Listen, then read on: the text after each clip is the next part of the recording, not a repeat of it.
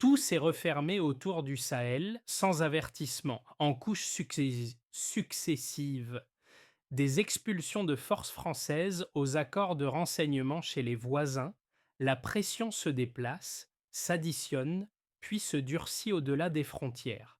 Alors, qu'est-ce que cela change pour vous quand Ibrahim Traoré incarne une rupture qui promet la souveraineté, mais expose aussi des coups immédiats? Un pari d'endurance commence, sans garantie rapide, sous contrainte constante. Ce récit fait une promesse simple et exigeante: aider à comprendre ce qui se joue réellement derrière la rupture sahélienne, au-delà des slogans et des réactions immédiates. Pour le public, l'intérêt est clair: lire les conséquences concrètes, pas les intentions affichées. Il ne s'agit pas seulement de bases militaires ou d'alliances visibles, mais d'un enchevêtrement de décisions économiques, de pressions financières et de récits politiques concurrents qui redéfinissent les marges de manœuvre des États concernés. Dans ce cadre, Ibrahim Traoré n'est ni un héros ni un simple chef de transition. Il devient le point où se concentrent d'espoir, risques et contradictions d'un modèle alternatif testé en environnement hostile. Ce qui est en jeu dépasse un pays, la viabilité même d'une souveraineté revendiquée sous contrainte. En moins de 3 ans, 3 capitales sahéliennes ont rompu avec un dispositif sécuritaire présenté comme intangible depuis des décennies. Ce chiffre résume le choc. Mali, Burkina Faso, puis Niger ont successivement exigé le départ des forces françaises, transformant des retraits progressifs en signaux politiques nets. Ce basculement n'est pas soudain.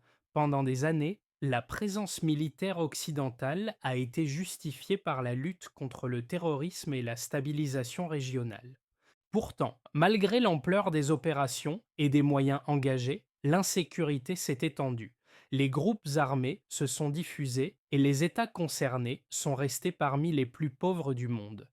Cette contradiction, richesse extraite d'un côté et pauvreté persistante de l'autre, a nourri une défiance profonde envers un système perçu comme protecteur en discours, mais extractif en pratique.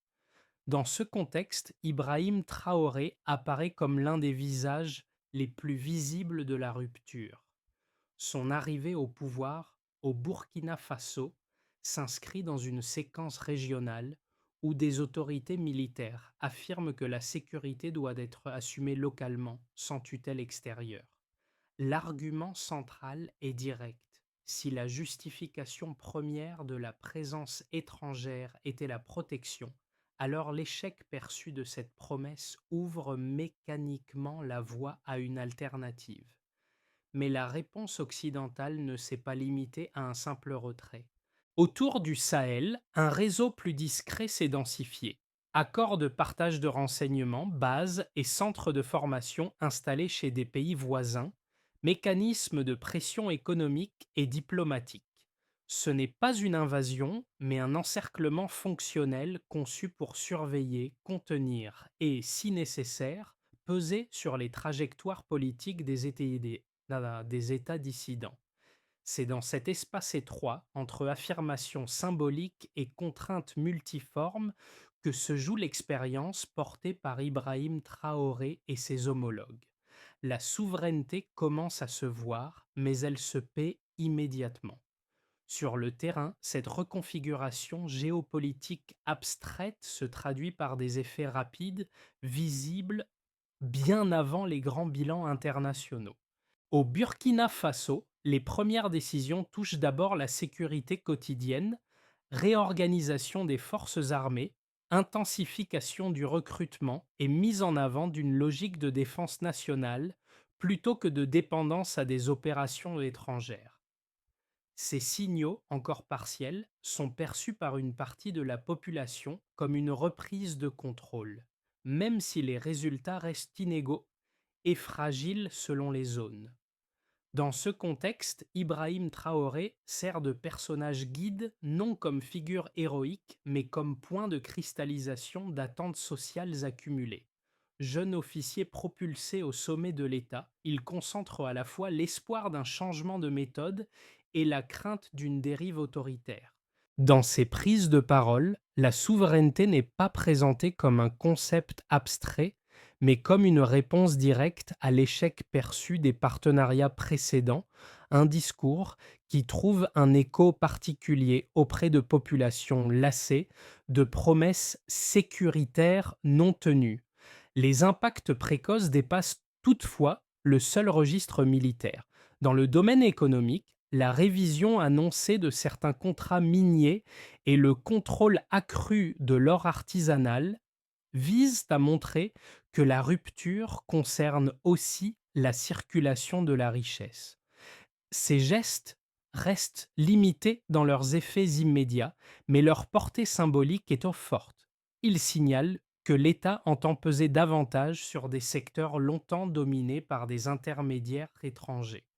En parallèle, les restrictions financières, la suspension de certaines aides et l'incertitude diplomatique compliquent donc déjà la gestion quotidienne des autorités comme des acteurs économiques locaux. Le contraste est frappant, une affirmation politique renforcée, mais une marge de manœuvre matérielle encore étroite. La séquence s'active par une série de décisions qui rompent avec des décennies de pratiques établies. Entre 2022 et 2023, le Mali, puis le Burkina Faso et enfin le Niger notifient officiellement aux forces françaises leur départ. Ces annonces ne sont pas improvisées. Elles s'inscrivent dans une lecture commune selon laquelle la présence étrangère n'a ni contenu l'insécurité, ni amélioré durablement la stabilité interne. Au Burkina Faso, Ibrahim Traoré s'inscrit pleinement dans cette logique en affirmant que la sécurité ne peut être sous-traitée sans perte de souveraineté décisionnelle.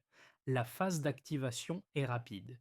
Les bases ferment, les convois quittent les capitales et les symboles d'une coopération ancienne disparaissent de presque du jour au lendemain. Ce retrait visible marque un changement de posture assumé. Pourtant, il ne signifie pas un désengagement occidental. Le centre de gravité se déplace. Paris et ses alliés renforcent leur partenariat sécuritaire avec les pays voisins, développent des centres de formation, approfondissent le partage de renseignements et maintiennent des capacités d'intervention depuis l'extérieur des frontières sahéliennes. Le retrait devient ainsi un signal politique fort, mais pas la fin de l'influence. Vient alors le pic de tension. Les États du Sahel, désormais regroupés au sein de l'Alliance des États du Sahel, annoncent une coordination accrue de leur politique de défense et explorent activement des partenariats alternatifs. La Russie fournit des instructeurs et du matériel, tandis que la Chine mise davantage sur les infrastructures et la connectivité. Pour Ibrahim Traoré, ce repositionnement vise à démontrer qu'il existe des options en dehors du cadre occidental traditionnel, même si ces choix suscitent une méfiance accrue sur la scène internationale. Les répliques ne tardent pas. Sur le plan économique, des avoirs sont gelés, certaines aides suspendues et l'accès aux mécanismes financiers internationaux devient plus incertain. Sur le plan politique, les régimes sahéliens sont décrits comme instables ou illégitimes, freinant leur reconnaissance diplomatique. Présentées comme techniques ou procédurales, ces mesures produisent un effet cumulatif qui pèse lourdement sur des économies déjà fragiles. La phase de résonance s'installe alors à l'intérieur même des sociétés concernées. La population observe une double réalité.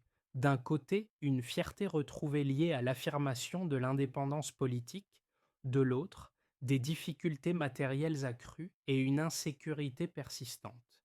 Chaque décision est scrutée comme un acte de résistance autant que comme un risque supplémentaire. La rupture n'apporte ni apaisement immédiat ni solution rapide. Elle ouvre une période où chaque gain symbolique entraîne des coûts concrets et où l'élan initial se heurte aux rapports de force régionaux et internationaux. Avant les ruptures, La présence militaire étrangère était associée à des flux financiers massifs présentés comme un investissement durable dans la sécurité régionale. Après les expulsions, les autorités sahéliennes constatent que les résultats observés ne correspondaient pas à la promesse initiale. Ce passage du point de départ à l'écart constaté structure aujourd'hui l'argumentaire officiel. Malgré des ressources mobilisées pendant des années, l'insécurité s'est étendue géographiquement et la capacité des États à contrôler leur territoire est restée limitée. Le premier indicateur mis en avant concerne la sécurité elle-même. Avant les départs, les opérations antiterroristes internationales étaient censées réduire durablement la violence. Après, les attaques n'ont pas disparu, mais les autorités soulignent que la situation ne s'était pas améliorée sous l'ancien dispositif. Le changement de modèle est donc présenté non comme une solution immédiate, mais comme un déplacement du contrôle. L'idée centrale est que la responsabilité directe aligne davantage décisions et priorités locales, même si les résultats restent lents et partiels. Un deuxième indicateur touche à l'économie des ressources. Pendant des décennies, l'uranium nigérien a alimenté des infrastructures énergétiques étrangères, alors que le pays restait classé parmi les plus pauvres. Ce contraste sert de mesure implicite. Richesse extraite contre pauvreté persistante. Au Burkina Faso, l'or artisanal, longtemps capté par des réseaux intermédiaires, devient un enjeu central de régulation étatique. L'objectif affiché n'est pas d'augmenter brutalement les volumes, mais de modifier la répartition des revenus afin que l'État capte une part plus visible de la valeur produite. L'écart recherché est donc qualitatif avant d'être quantitatif. Le troisième indicateur concerne les alliances. Avant 2020, l'architecture sécuritaire reposait presque exclusivement sur des partenaires occidentaux. Après les ruptures successives, cette dépendance unique est remplacée par une diversification. La Russie intervient par la formation et l'équipement, la Chine par les infrastructures et la connectivité. Cette évolution ne se mesure pas uniquement en montant financier, mais en variété d'options disponibles. Pour les dirigeants sahéliens, réduire la dépendance à un seul acteur équivaut à diminuer le risque politique global. Pris ensemble, ces indicateurs dessinent une trajectoire avant-après. Avant, un système stable en apparence, mais jugé inefficace selon ses propres objectifs affichés. Après, un ensemble de choix plus risqués, mais perçus comme cohérents avec une reprise de contrôle. Dans ce cadre, Ibrahim Traoré met en avant une logique simple. Accepter une phase de turbulence mesurable plutôt que prolonger un modèle coûteux dont les résultats n'étaient pas au rendez-vous. Ces preuves restent incomplètes et parfois indirectes. Elles servent moins à démontrer un succès immédiat qu'à justifier un changement de cap. La souveraineté n'est pas évaluée ici par des gains rapides, mais par la capacité à redéfinir les paramètres même de la décision, même lorsque les chiffres à court terme demeurent sévères.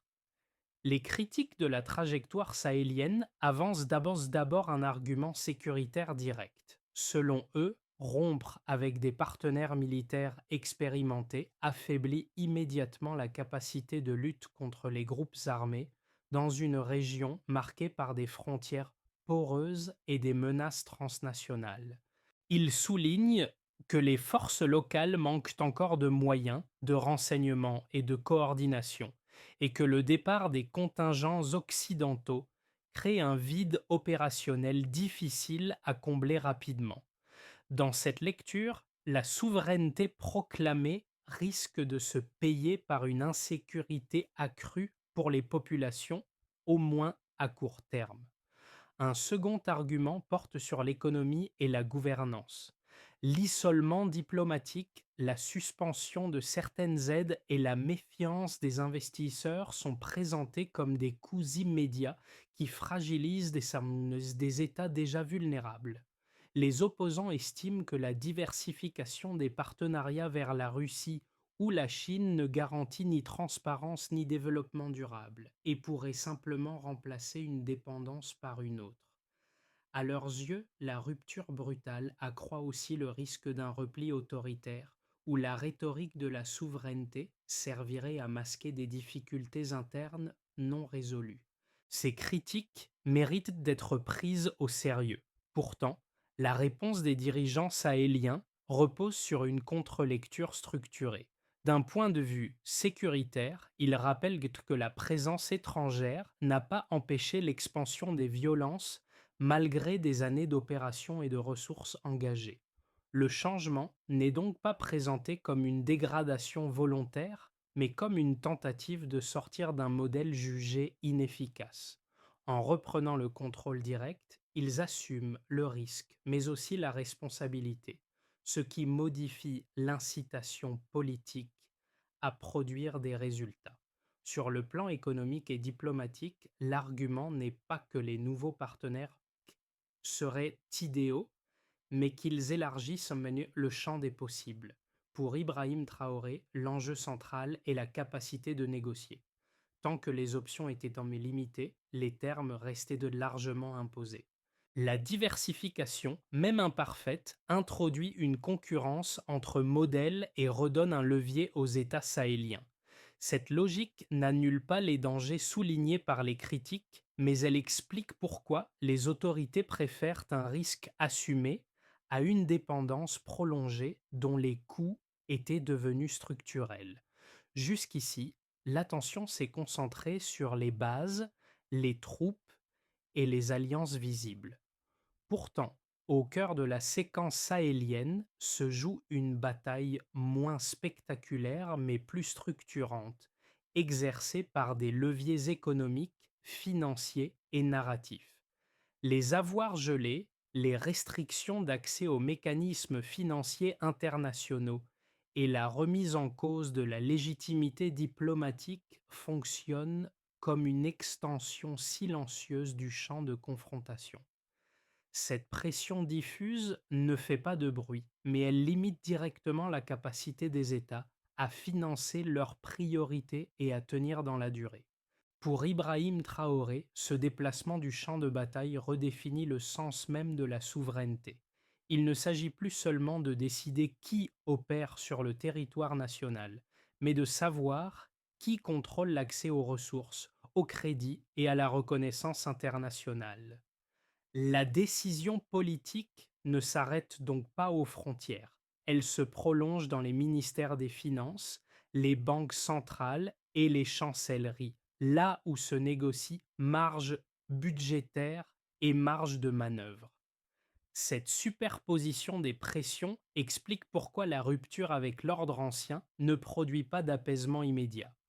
Elle ouvre une phase de tension prolongée où l'endurance devient une variable centrale. Les États sahéliens peuvent expulser des forces étrangères, mais ils ne peuvent empêcher ces mêmes acteurs d'agir depuis l'extérieur de leurs frontières. La souveraineté cesse alors d'être un instant de décision pour devenir une capacité à tenir sous contrainte constante. Pour les États sahéliens, la reconfiguration en cours se traduit d'abord par une reprise de l'initiative politique, mais aussi par une charge accrue. L'affirmation de souveraineté permet aux autorités de définir seules leurs priorités sécuritaires et diplomatiques sans arbitrage extérieur direct. En contrepartie, elles doivent financer une part plus importante de la sécurité, gérer des relations internationales tendues et absorber la perte de certains appuis financiers. Pour des dirigeants comme Ibrahim Traoré, cette autonomie décisionnelle renforce la légitimité interne, mais elle expose aussi l'appareil d'État à des contraintes budgétaires immédiates et à des arbitrages plus douloureux entre sécurité, services publics et stabilité sociale. Pour les entreprises, locales comme étrangères, le paysage devient plus incertain. Les révisions de contrats miniers, la surveillance accrue de l'or artisanal et les discours sur la captation nationale de la valeur modifient les règles du jeu. Certaines sociétés perçoivent ces évolutions comme un risque juridique et financier, d'autres comme une opportunité de renégociation dans un cadre plus clair. À court terme, l'investissement tend à ralentir faute de visibilité et de garantie. À moyen terme, la diversification des partenaires et des circuits économiques pourrait cependant ouvrir de nouveaux espaces d'activité moins dépendants d'un seul pôle d'influence si les règles restent stables et lisibles. Du côté des populations, l'impact est ambivalent. La fierté liée à l'affirmation politique est réelle, nourrie par un discours qui valorise l'autonomie et la dignité nationale. Mais cette dimension symbolique coexiste avec des réalités plus dures. Inflation, accès restreint à certains financements internationaux et persistance de l'insécurité dans plusieurs zones rurales pèsent sur le quotidien. Pour beaucoup, la souveraineté se vit comme une promesse encore inachevée, dont les bénéfices sont différés alors que les coûts sont immédiats. Cette tension explique pourquoi chaque décision est observée à la fois comme un acte de résistance et comme un pari risqué. À l'échelle régionale, enfin, les voisins observent avec attention. Certains renforcent leur coopération sécuritaire avec les puissances occidentales par prudence ou opportunisme. D'autres testent plus discrètement des marges d'autonomie sans aller jusqu'à la rupture. Le Sahel devient ainsi un point de référence, positif ou négatif dans les calculs stratégiques africains. Si l'expérience portée par des figures comme Ibrahim Traoré tient dans le temps, elle pourrait inspirer des ajustements ailleurs. Si elle échoue, elle servira de mise en garde durable.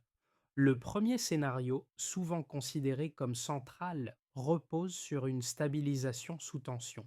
Les États du Sahel maintiennent leur ligne politique actuelle, renforcent progressivement leur coordination sécuritaire et absorbent, sans les résoudre, les effets des pressions économiques et diplomatiques.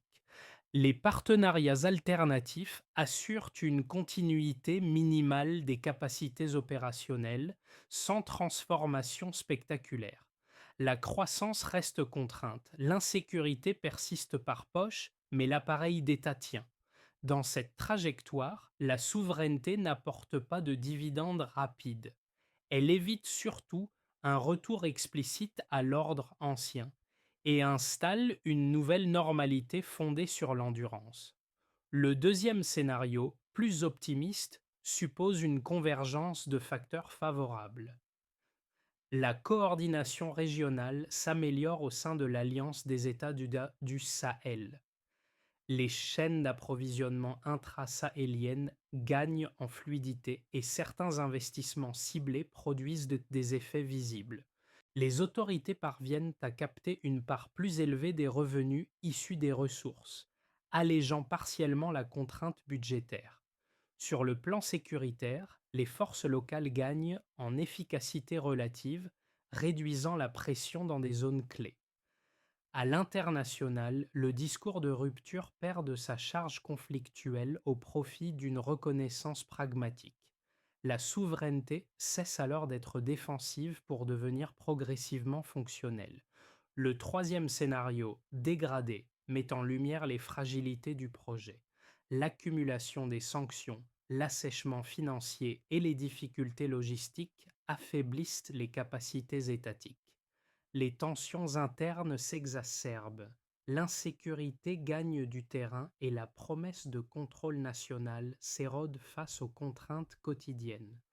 Dans cette hypothèse, les autorités sont contraintes de renégocier à partir d'une position affaiblie en acceptant des compromis qui vident la rupture initiale de sa substance.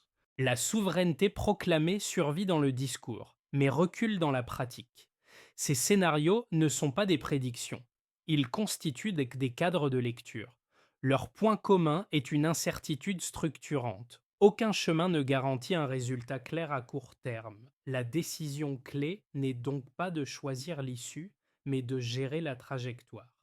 Une recommandation de méthode s'impose. Évaluer chaque choix, non seulement à l'aune de ses gains immédiats, mais de sa capacité à préserver des options futures dans un environnement durablement contraint. Pour une première catégorie de public, notamment ceux qui vivent directement dans les pays sahéliens, la séquence actuelle modifie le rapport au temps politique. Les promesses ne sont plus évaluées à l'aune d'annonces immédiates, mais de signes concrets, même modestes, observables dans le quotidien. Routes réparées, salaires payés à temps, présence accrue de forces nationales deviennent des indicateurs plus parlants que les discours généraux. Dans ce cadre, la figure d'Ibrahim Traoré cristallise une attente forte, celle de résultats visibles capables de justifier les sacrifices consentis à court terme. Pour un second public composé d'acteurs économiques et d'observateurs régionaux, l'enjeu est avant tout la lisibilité.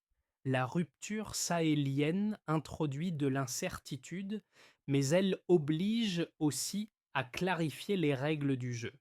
Comprendre quelles décisions sont réversibles, lesquelles constituent des lignes rouges et comment s'articulent souveraineté et prévisibilité devient essentiel.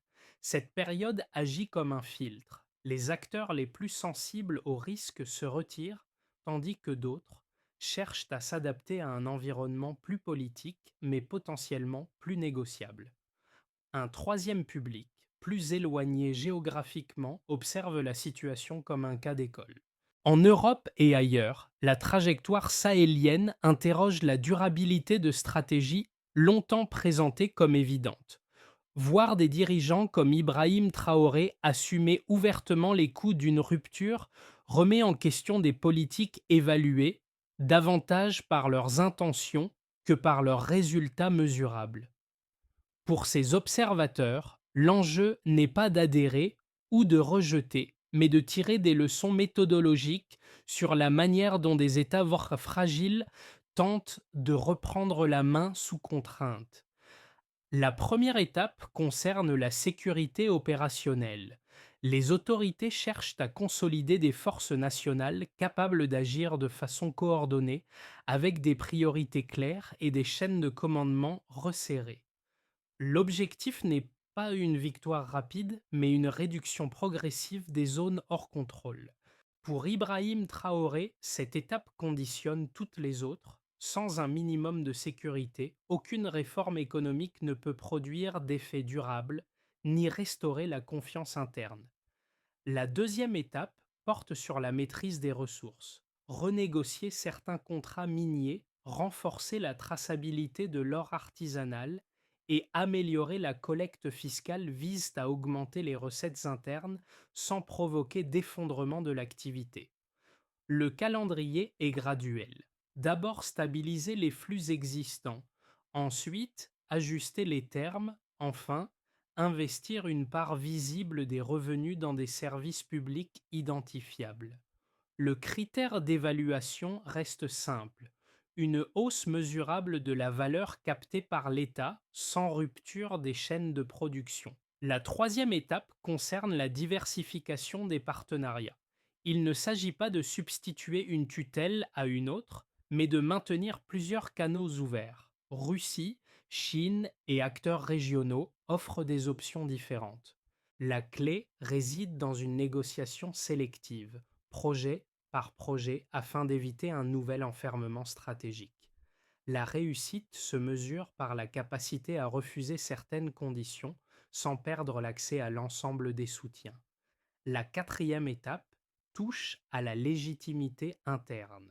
Communiquer sur des résultats concrets, même modestes, devient essentiel pour maintenir l'adhésion populaire. Routes réparées, salaires payés, services de base rétablis servent de preuves tangibles. Ibrahim Traoré mise sur cette visibilité pour transformer la patience sociale en capital politique. Enfin, la cinquième étape est diplomatique. Réduire la conflictualité verbale sans renoncer aux principes vise à desserrer l'étau international. L'indicateur clé n'est pas l'adhésion immédiate, mais la normalisation fonctionnelle des échanges. Tout au long de cette trajectoire, un même motif revient, une ligne tracée puis tenue malgré la pression. Ce fil conducteur relie les expulsions de troupes aux renégociations de contrats, jusqu'aux discours appelant à l'endurance collective face aux coups immédiats. La rupture sahélienne ne se présente pas comme une promesse de succès rapide, mais comme une décision assumée de ne plus reculer, même en l'absence de garanties claires. Dans ce paysage incertain, Ibrahim Traoré n'apparaît pas seulement comme un dirigeant militaire ou un chef de transition. Il incarne un moment politique précis, celui où un choix est fait entre prolonger un modèle jugé inefficace ou accepter une période de turbulence pour tenter autre chose. L'émotion ne naît pas d'un triomphe annoncé, mais de la tension permanente entre espoir et contrainte, entre fierté symbolique et difficulté quotidienne. Chaque décision pèse, chaque concession est scrutée, chaque succès partiel devient un argument pour continuer. La souveraineté, dans ce contexte, ne se mesure pas à l'intensité du premier choc, mais à la capacité de rester debout lorsque l'attention internationale se détourne. Ce temps long, plus que les annonces spectaculaires, déterminera la portée réelle de l'expérience sahélienne et la solidité du pari engagé. À ce stade du parcours, le Sahel n'apparaît plus comme une simple zone de crise, mais comme un espace où se teste une idée plus large, la possibilité de redéfinir des relations longtemps considérées comme figées. L'expérience en cours n'offre ni modèle clé en main, ni certitude confortable. Elle oblige plutôt à observer comment des trajectoires politiques se construisent dans la durée, sous contrainte, à travers une accumulation de choix, souvent discrets, plutôt que par des gestes spectaculaires. Pour le spectateur, l'enjeu n'est pas de trancher immédiatement entre succès ou échec. Il consiste à suivre les indicateurs qui compteront vraiment demain. Sécurité effective sur le terrain, redistribution tangible des ressources, capacité réelle de décision face aux pressions extérieures.